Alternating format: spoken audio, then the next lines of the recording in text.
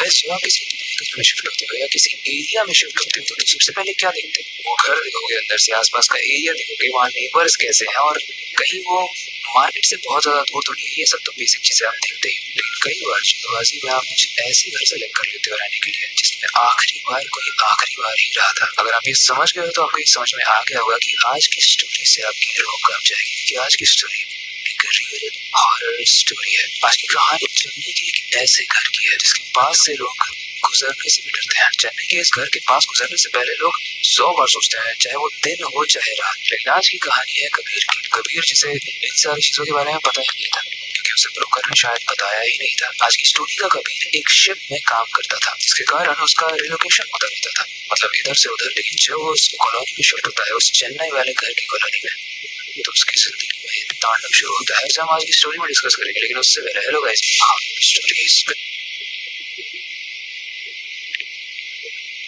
Guys, कहानी आज से 10 साल पहले की है, जब कबीर की कंपनी ने उसे चेन्नई में ट्रांसफर कर दिया था। जब वो गया तो उसने देखा कि चेन्नई में हर जगह रेंट बहुत ज्यादा है, मतलब अफोर्डेबल ही नहीं है। उसे लगा कि चेन्नई सिटी में ट्रांसफर तो हो गया है, लेकिन मैं रह पाऊंगा कि नहीं पता नहीं। हर जगह ट्राई किया, कहीं उसे कुछ घर पसंद नहीं आ रहा है अगर सस्ता है तो कहीं अगर घर पसंद आ रहा है तो बहुत महंगा है। फाइनली उसे पता चलता है कि उसकी कंपनी ने खुद ही एक स्टे फिक्स कर दिया है। उसकी कंपनी को एक ब्रोकर ने बताया था कि बिल्डिंग है जो बहुत समय से पड़ी हुई है और उसका रेंट भी बहुत अफोर्डेबल है, क्योंकि कबीर ने हेल्प मांगी थी कंपनी से कि भाई मुझे नहीं मिल रहा है, बहुत महंगा है यहाँ पे। तो कंपनी उसे एक स्टे फिक्स करके दे देती है। हाँ, यहाँ से उस पुरानी बिल्डिंग की कहानी शुरू होती है, क्योंकि कबीर के पास कोई ऑप्शन नहीं था और उसे पता भी नहीं था कि इस बिल्डिंग की कहानी क्या है। तो वो उसमें शिफ्ट हो जाता है। वो देखता है कि ये बिल्डिंग काफी पुरानी तो है, लेकिन रेंट अफोर्डेबल है, तो क्या दिक्कत है। एक और एडवांटेज था, उसका ऑफिस वहां से काफी पास था। ऑफिस मतलब समुद्री किनारा बहुत पास था। लेकिन अगले दिन शाम को उसने एक अजीब सी चीज नोटिस की। उस कॉलोनी में अपने घर के बाहर खड़ा था और वो देखता है कि सारे ही पेरेंट्स अपने बच्चों को घर के अंदर ऐसे घुसेड़ रहे हैं जैसे कोई अलार्म बज गया हो। लेकिन बाहर उसे एक इंसान दिखता है, एक ऐसा इंसान जो काफी ज्यादा अल्कोहल दारू पीकर रोड पर बैठा हुआ था। अब कबीर बालकनी में खड़ा होकर ये सब देख रहा था, तो वो जैसे ही नीचे देखता है, वो देखता है कि वो पियक्कड़ उसकी तरफ हाथ वेव कर रहा था। कबीर क्यूरियस हो जाता है। उसे लगता है कि ये जो सिचुएशन यहाँ पे है, सब लोग अंदर ले जा रहे हैं, डर रहे हैं, इसका आंसर शायद वो इंसान दे पाए, क्योंकि वो एकदम निडर होकर बैठा हुआ था। कबीर क्यूरियोसिटी में नीचे जाने लगता है और वो जैसे ही बाहर निकलने वाला होता है, उसकी नेबर पायल उसे रोकती है। पायल बोलती है, कबीर ये डिमोंटे कॉलोनी है और शायद तुम इस चीज का अंदाजा भी नहीं लगा पा रहे हो कि लोग यहाँ पर शाम को नीचे और बाहर क्यों नहीं जाते हैं। कबीर कंफ्यूजन में पूछता है, क्यों, तुम ही बता दो।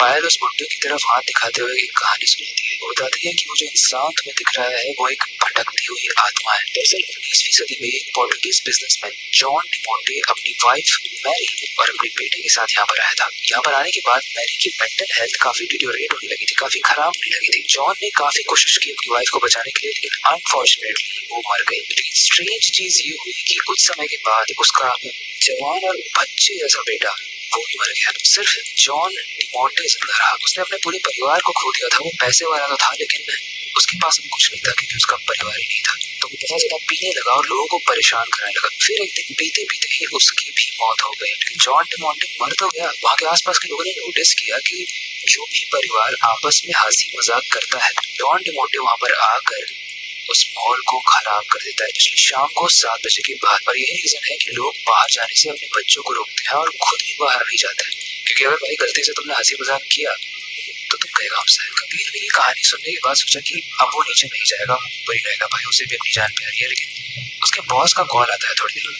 वो बोलता है कि अब अर्जेंट है भाई, जल्दी आ जा। तो मजबूरी में कबीर उस वक्त अपनी बिल्डिंग से नीचे उतर गया। शाम का वक्त था और पूरी कॉलोनी में सन्नाटा था। रास्ते पूरी तरीके से खाली थे, लेकिन कबीर को वो इंसान दिख नहीं रहा था या वो आत्मा दिख नहीं रही थी।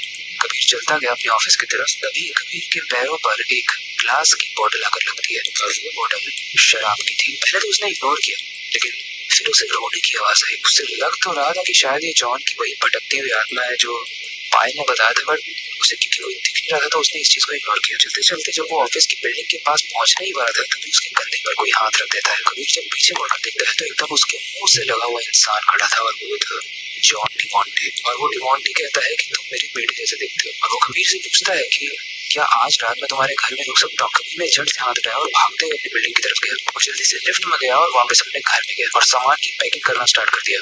तभी वो रियलाइज करता है कि बाहर बहुत तेज बारिश होने लगती है और अब एस्केप करने का मौका नहीं था, वहां से भागने का कोई मौका ही नहीं था। इस चीज का वेट करते करते कि बारिश बंद हो, रात के 2 बज गए थे। वैसे तो कबीर अपने घर में अकेला था, लेकिन फिर भी उसे किसी की प्रेजेंस फील हो रही थी। तभी अचानक विंडो में कोई हलचल होती है और वहां से फिर वही आवाज आती है कि तुम मेरे बेटे जैसे हो। अब जहाँ से आवाज आ रही थी, कबीर वहां पर एक डरावना सा दृश्य देखता है। वो देखता है कि वो बुढ़ा जॉन डिमोंटे हवा में लेविटेट करते हुए उसे घूर रहा था और फिर से वही सेंटेंस बोल रहा था कि तुम मेरे बेटे की तरह हो ना। सब कुछ गिरने लगा और कबीर भी काफी पैनिक हो गया। तभी पायल भी बाहर से उसके जोर पर तेज तेज नॉक कर रही थी। कबीर ने पूरी जान लगाई दरवाजा खोलने में और फाइनली वो दरवाजा खुल गया और पायल जैसे ही अंदर आती है, कबीर उसे सारी कहानी बताता है और पायल इस चीज पर बिलीव भी करती है और वो कहती है कि मैंने तुम्हें ऑलरेडी कहा था शाम को नीचे मत जाना, क्योंकि जब आप नीचे जाते हो तो आप उस डिमोंटे को ये परमिशन दे देते हो कि अब तो मुझे तंग कर सकता है। गाइस, इसके बाद वो कबीर अपना सामान पैक करके वहां से निकल गया जैसे ही बारिश बंद हुई। पर ये कहानी, ये डिमोंटे की कहानी जो थी आज की, ये सच्ची कहानी। और आज भी उस कॉलोनी में 6 बजे के बाद लोग बाहर नहीं निकलते। लेकिन एक इंसान जो हमेशा निकलता है वो है खुद जॉन डिमोंटे। उसकी आत्मा, चाहे बारिश हो रही हो, चाहे सन्नाटा हो, चाहे कोई भी मौसम, हर मौसम में रात के 6 बजे के बाद वहां पर घूमती है और जब भी वहां पर जाता है 6 बजे के बाद, उसे परमिशन दे देता है कि अब वो उसे हॉन्ट करे। आप इसे गूगल पर सर्च कर सकते हो। ये तमिलनाडु के चेन्नई की असली कहानी है। इस जगह पर काफी सारी मूवीज, काफी सारी सीरीज भी बन चुकी है, क्योंकि ये जगह है ही इतनी ज्यादा अमेजिंग, लेकिन डरावनी तरीके से। आई होप आपको आज की कहानी पसंद आई होगी। इस कहानी से रिलेटेड कोई भी फीडबैक हो तो आप हमें कमेंट सेक्शन में बता सकते हो। आपके पास कोई अच्छा सजेशन है तो उसे भी आप हमें कमेंट सेक्शन में बता सकते हो, उस पर हम स्टोरी जरूर बनाएंगे। बाकी वक्त आ चुका है इस स्टोरी को एंड करने का, नई सबसे डरावनी स्टोरी पर काम शुरू करने का। लेकिन जाने से पहले बस एक ही चीज कहना चाहूंगा, अपनी क्यूरियोसिटी को डाई मत होने देना, नई चीजें सीखते रहना। अपने बेड के नीचे और खिड़की के बाहर जरूर देख लेना, कहीं वो जॉन डिमोंटे उड़ता हुआ आपकी खिड़की के बाहर तो नहीं है।